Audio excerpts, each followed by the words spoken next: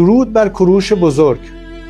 مرد حسابی، این چه استوریه که زنت منتشر کرده؟ چرا صورتتو گذاشته رو عکس من؟ چیو میخواین ثابت کنین؟ چرا هی خودتون رو به من میچسبونید؟ من تا زنده بودم دنبال بزرگ کردن عزت و عظمت این سرزمین بودم، اما شما چی؟ اون از بابا بزرگت که آراراتو بخشید به ترکا، دشت ناامید و سرچشمه‌های رود هیرمند داد به افغانها و الان مردم من در سیستان آبی ندارن که بخورن. اونم از بابات که بحرین رو داد رفت.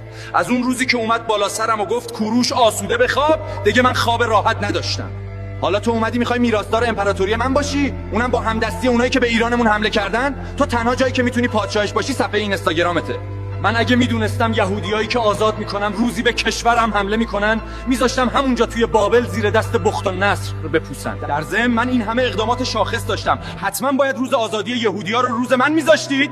اهورامزدا به کمر هر دوتون بزنه. غلط کردیم